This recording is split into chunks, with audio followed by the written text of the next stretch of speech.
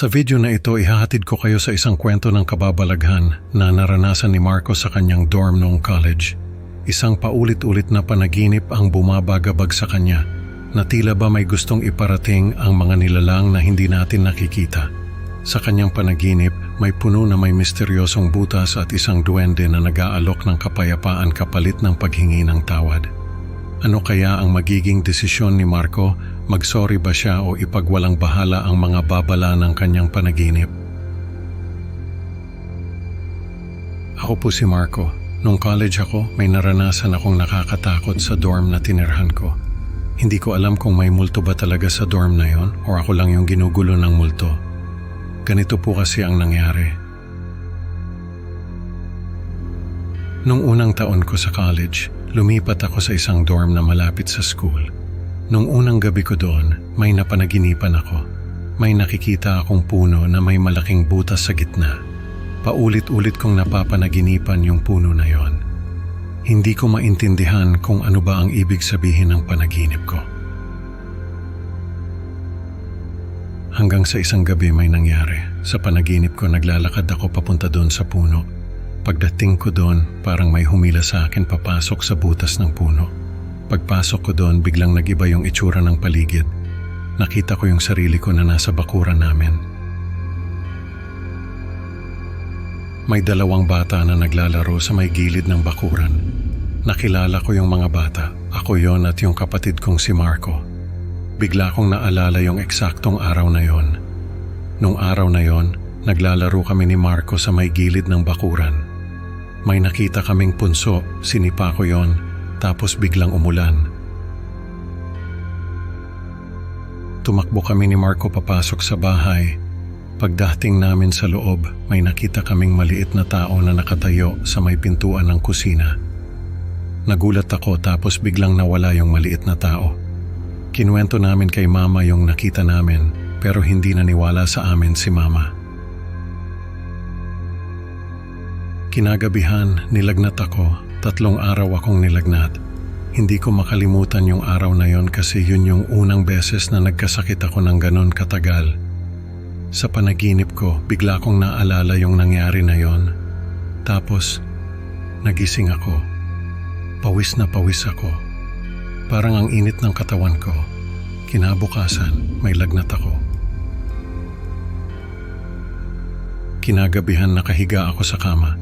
Tapos nakita ko si Lola na nakatayo sa may pinto. Sabi niya sa akin, may galit daw sa amin ang mga duwende. Dapat daw ay magsorry kami sa kanila at mangako na hindi namin sila gagambalain. Tinanong ko si Lola kung anong ibig niyang sabihin.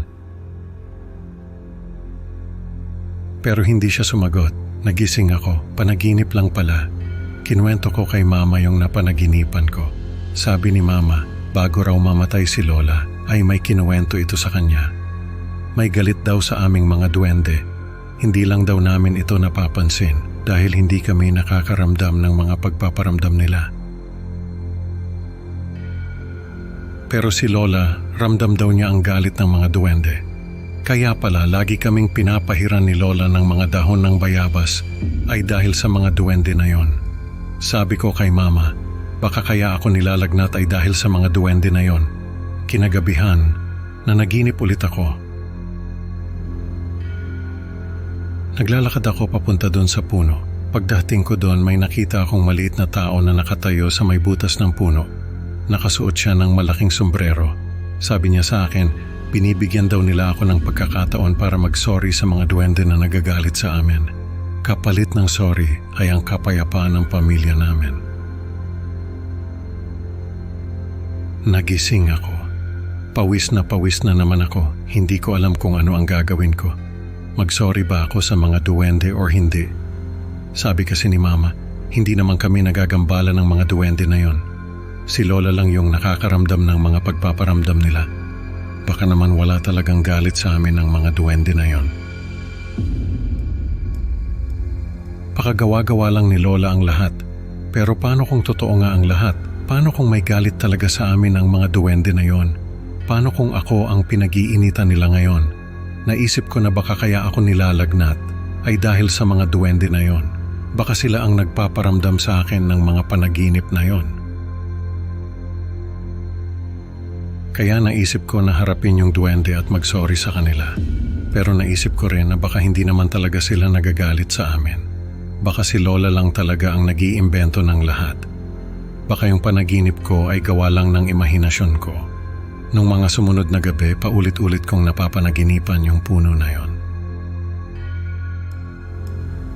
Paulit-ulit kong nakikita yung duwende na nakatayo sa may butas ng puno. Paulit-ulit niyang sinasabi na binibigyan niya ako ng pagkakataon para mag-sorry sa mga duwende na nagagalit sa amin.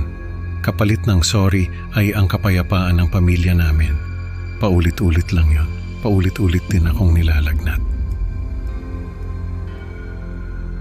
Hanggang sa hindi ko na kinaya, nilapitan ko yung duwende. Sabi ko sa kanya, pwede bang itigil na nila yung pagpaparamdam nila sa akin? Kapalit nito ay ang pangako ko na hindi ko na sila guguluhin at gagambalain. Hindi ko na rin pagtatawanan ng mundo nila. Nagising ako na pawis. Pero sa pagkakataong yun, wala na akong lagnat. Hindi ko na rin napanaginipan yung puno na yun. Hanggang ngayon, hindi ko alam kung ano ba talaga ang nangyari sa akin. Pero natutunan ko na may mga bagay na hindi natin nakikita. Pero nandyan lang sila sa paligid natin.